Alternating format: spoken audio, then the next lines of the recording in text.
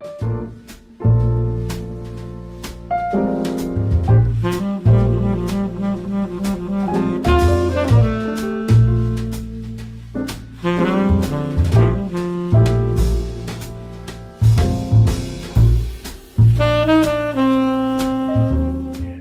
a todos y todas, bienvenidos y bienvenidas nuevamente a este nuevo capítulo de Nunca es Late.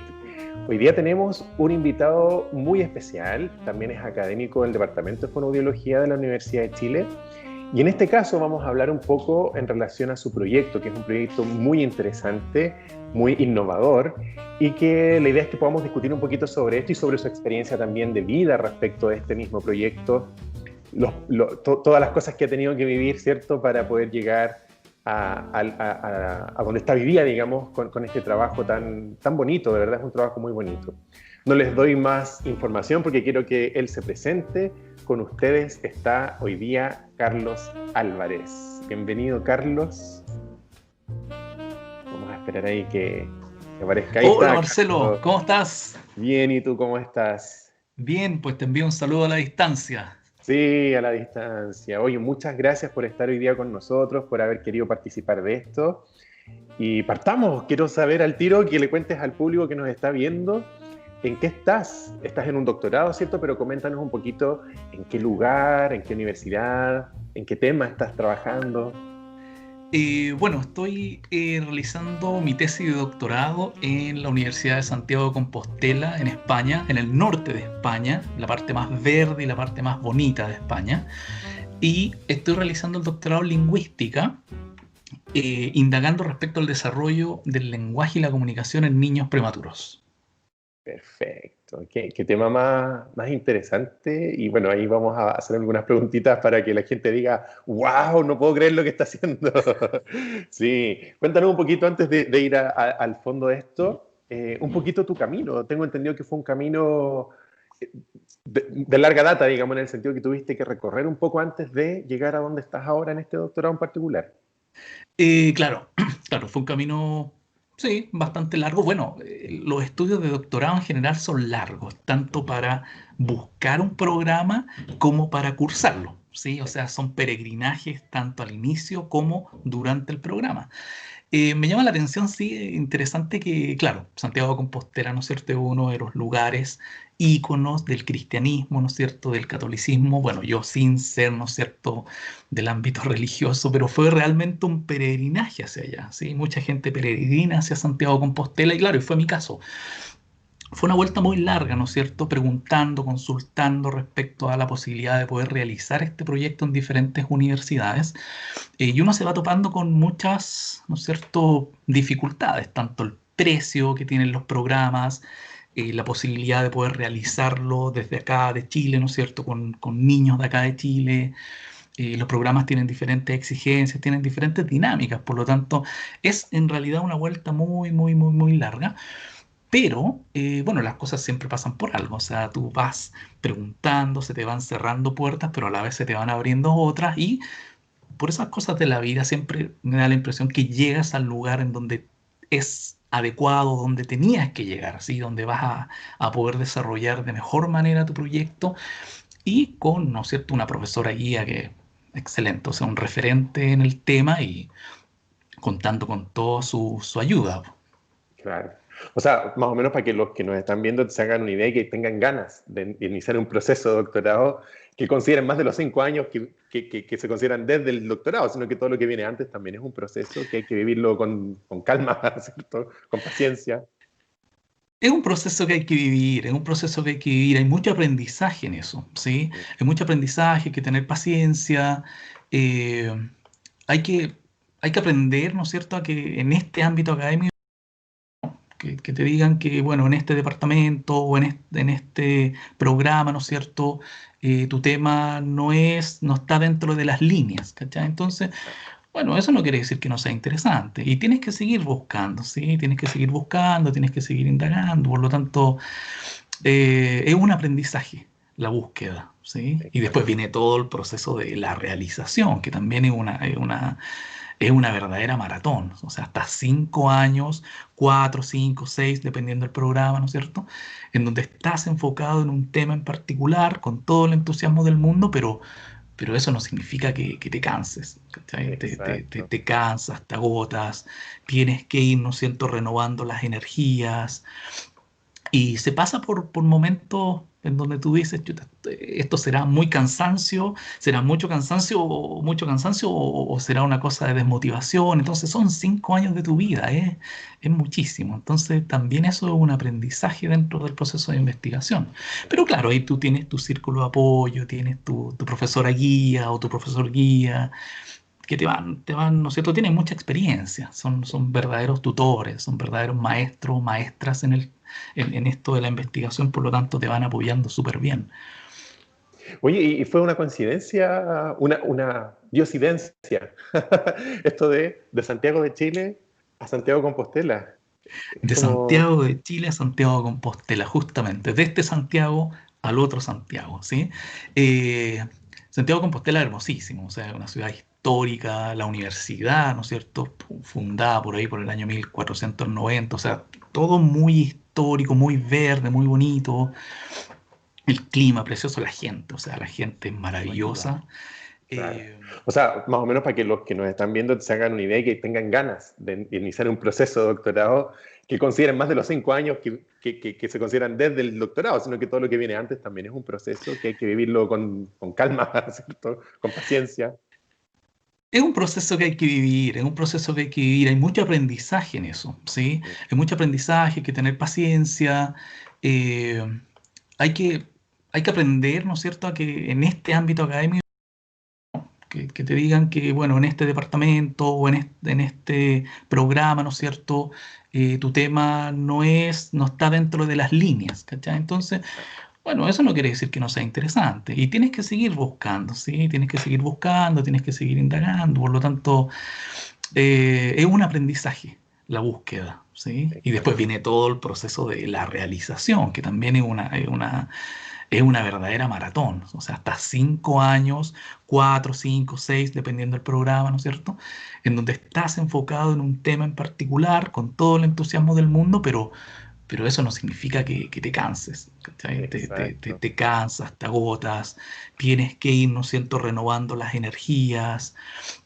Y se pasa por momentos en donde tú dices: "Chuta, esto será mucho cansancio o será una cosa de desmotivación". Entonces son 5 años de tu vida, es muchísimo. Entonces también eso es un aprendizaje dentro del proceso de investigación. Pero claro, ahí tú tienes tu círculo de apoyo, tienes tu profesora guía o tu profesor guía que ¿no es cierto? Tienen mucha experiencia, son verdaderos tutores, son verdaderos maestros, maestras en esto de la investigación, por lo tanto te van apoyando súper bien. Oye, y hablando un poquito de tu proyecto en sí, yo ya sé de qué se trata y la otra vez cuando conversamos yo quedé súper fascinado con lo que estás haciendo. Creo que es una oportunidad única, que no a todos se les da esa posibilidad. O sea, hay una mezcla entre querer hacerlo y tener la posibilidad de hacerlo. En tu caso, tuviste la posibilidad. Entonces quiero que compartas un poco con quienes nos están viendo un poquito, primero la temática nuevamente de qué se trata y de ahí desglosar un poquito la población con la que estás trabajando, la metodología que es muy, muy interesante y que pocos tenemos la suerte de poder hacer de eso. Cuéntanos un poquito de eso. Claro, me embarqué en un proyecto muy ambicioso, poco popular en el ámbito de la investigación, porque es un proyecto longitudinal, en donde tú vas siguiendo, ¿no es cierto?, la misma población por bastante tiempo. El programa tiene una duración de 5 años, por lo tanto, de partida la profesora me dijo: "Mira, aprovecha de realizar un proyecto longitudinal porque tienes que estar 5 años acá. Entonces, hagamos algo grande, hagamos algo bueno, interesante". Es súper impopular, sí, lo longitudinal en la investigación, es una carrera a largo aliento, pasan muchas cosas en el camino, incluso con los sujetos. Y en este caso, que son sujetos, ¿no es cierto?, pequeñitos, son niños prematuros, pueden pasar muchas cosas. O sea, puede pasar desde que un niño, ¿no es cierto?, o que una familia se cambie de ciudad, o que un niño por razones de salud, por ser prematuro, ¿no es cierto?, pucha, imagínate que fallezca y no contamos con él más en el estudio. Entonces es bien impopular, ¿no es cierto?, un proyecto longitudinal, pero es muy bonito a la vez. En este caso en particular, tú vas creciendo con los niños. Tu investigación, tu relación con ellos y con la familia va creciendo y avanzando a la vez, ¿no es cierto?, que tú vas progresando en el programa. Tuve la oportunidad, ¿no es cierto?, de tomar muestras de lenguaje espontánea en la casa de los niños, ¿sí? O sea, una cosa fabulosa. Los papás te abren, ¿no es cierto?, su casa, te abren su espacio, su privacidad, ¿no es cierto?, familiar en el living de la casa, jugar con los niños durante 2 años, ¿sí? Pasadito 2 años, ¿sí? Desde los 2 hasta los 4. Partimos un poquitito antes, al año y medio aproximadamente, ¿sí? Para poder ir conociendo a los niños, generando confianza, etcétera.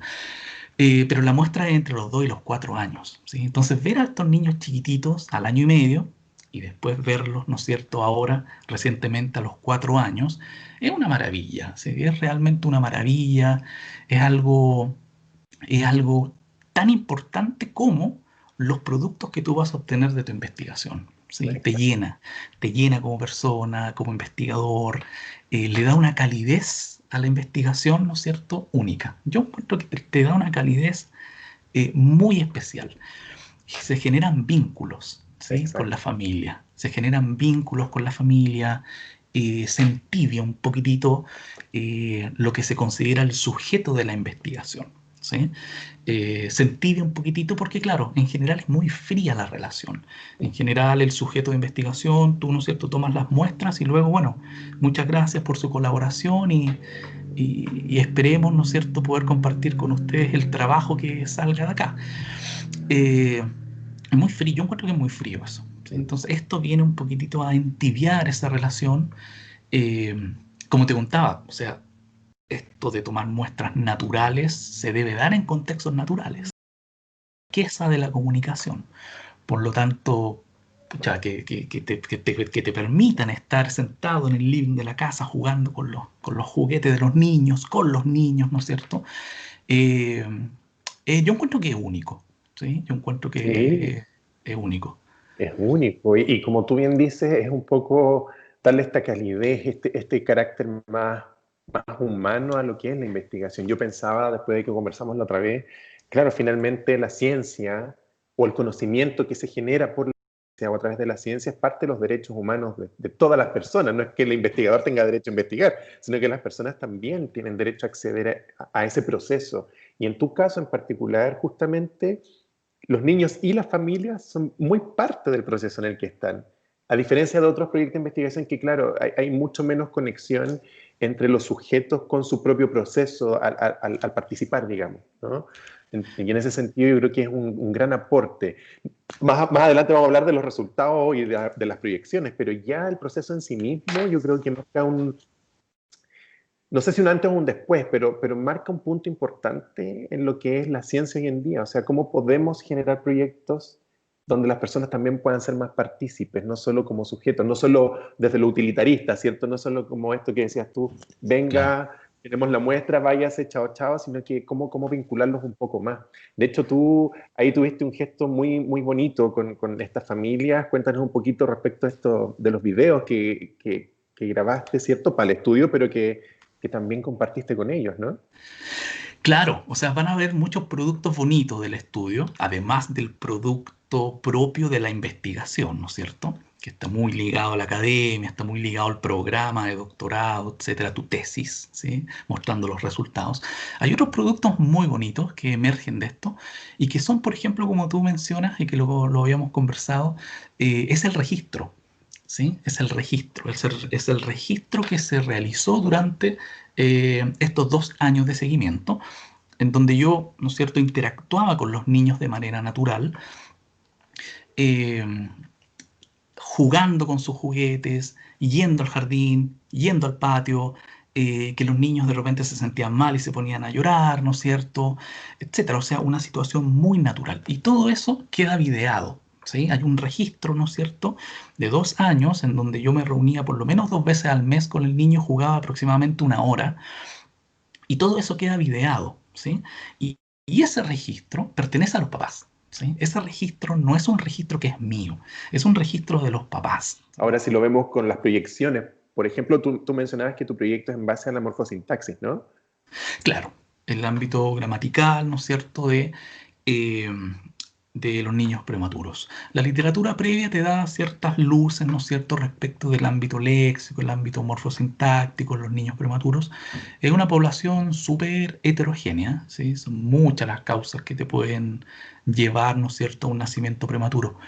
Eh, pero claro, está enfocado en el ámbito morfosintáctico, pero este ámbito en la literatura había sido indagado mediante instrumentos psicométricos, ¿sí? Todo Claro. mucho más controlado, más típico, ¿sí?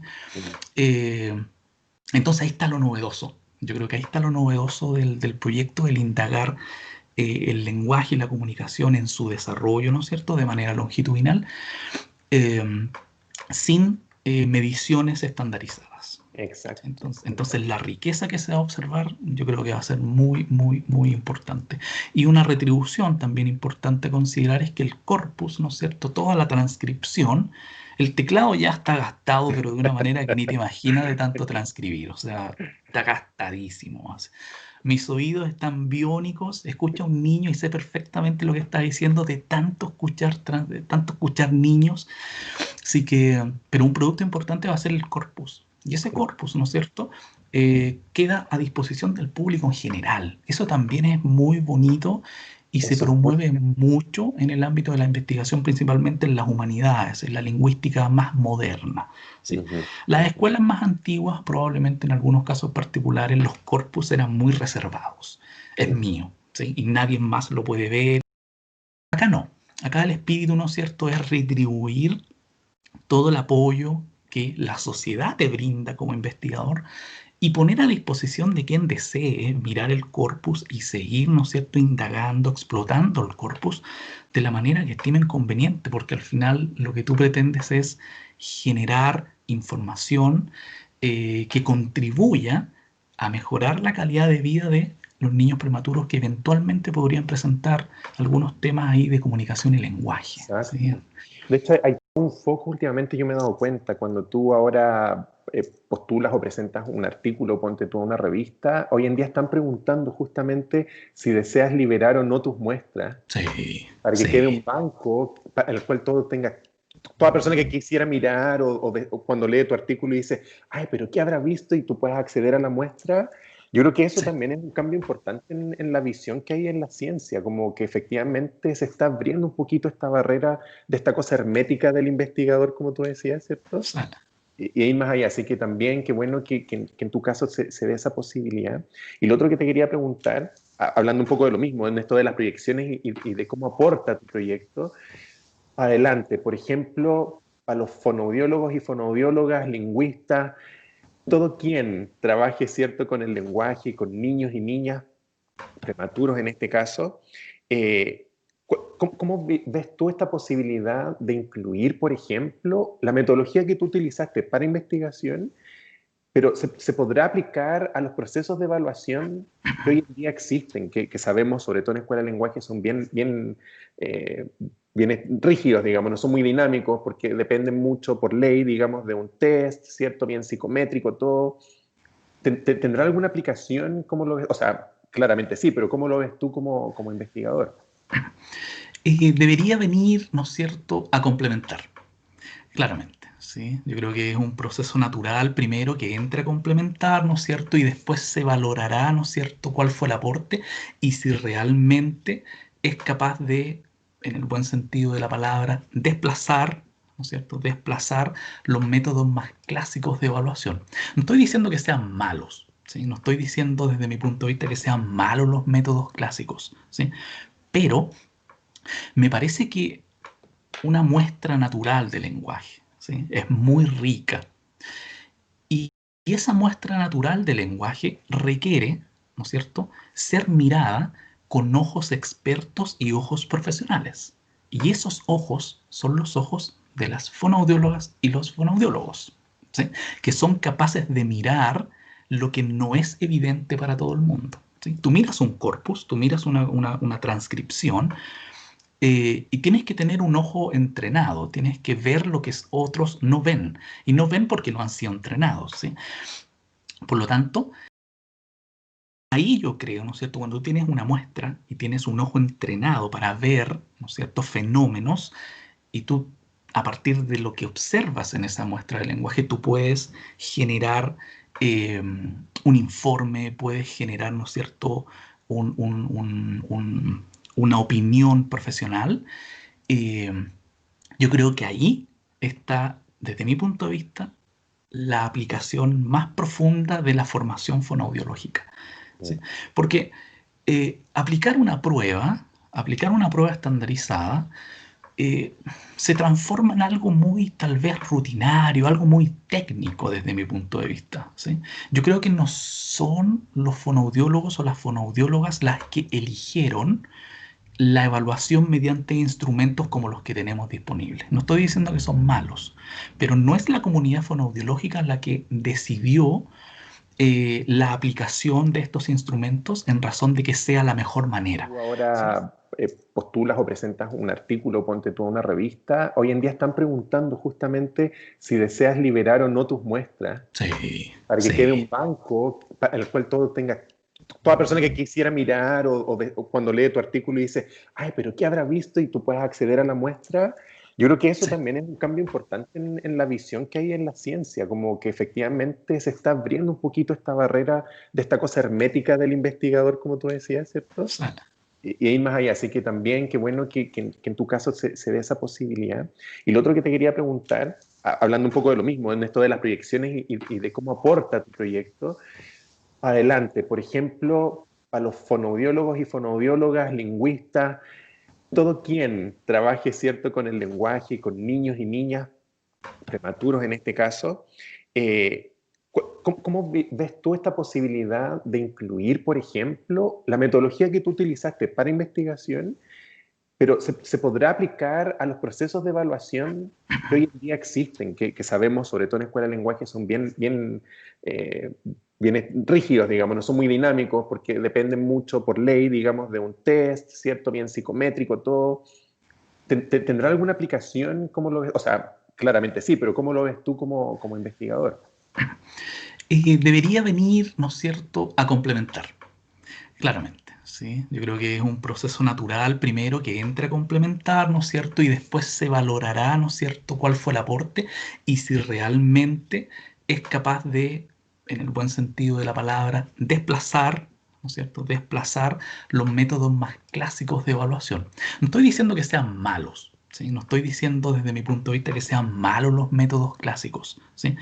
Pero me parece que una muestra natural de lenguaje, ¿sí?, es muy rica. Y, y esa muestra natural de lenguaje requiere, ¿no es cierto?, ser mirada con ojos expertos y ojos profesionales. Y esos ojos son los ojos de las fonoaudiólogas y los fonoaudiólogos, ¿sí?, que son capaces de mirar lo que no es evidente para todo el mundo, ¿sí? Tú miras un corpus, tú miras una transcripción, y tienes que tener un ojo entrenado, tienes que ver lo que otros no ven. Y no ven porque no han sido entrenados, ¿sí?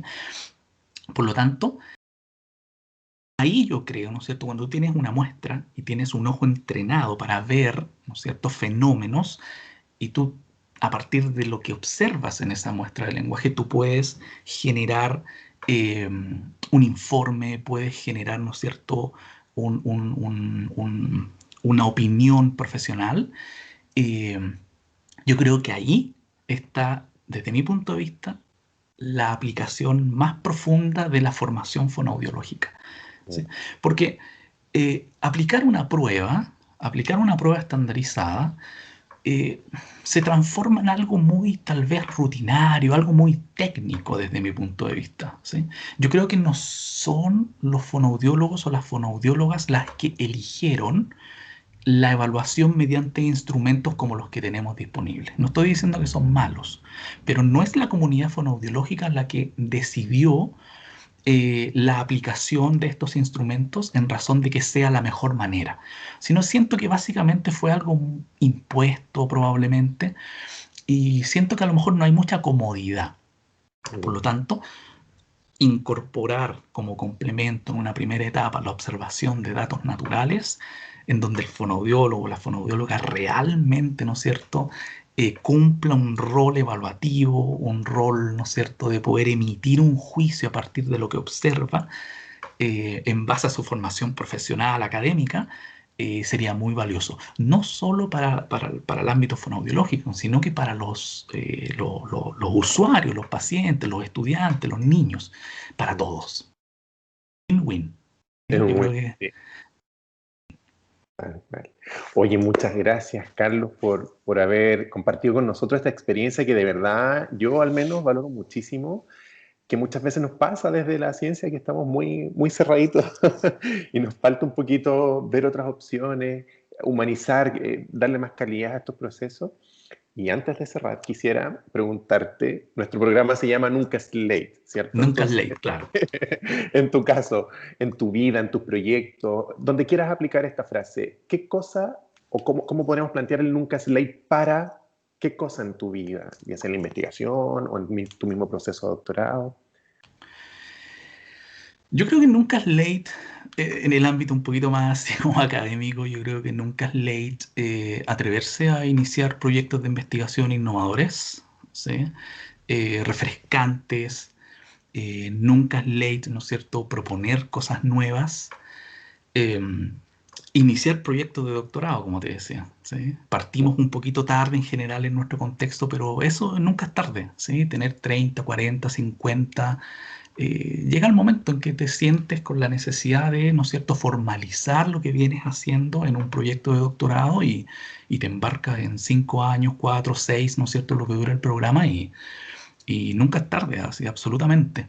Y en el diario vivir, pucha, pedir una pizza a las 12 de la noche mientras estás trabajando, transcribiendo, tampoco, nunca es late, así, o Nunca. sea, no, para nada. Necesitas, ¿no es cierto?, esa energía que te puede dar el peperón y cosas así, tardecito, mientras estás transcribiendo, con los oídos ahí biónicos de tanto escuchar niños chicos. Nunca es late, claramente. Así que el mensaje, ¿no es cierto?, es invitar a todos a Atreverse.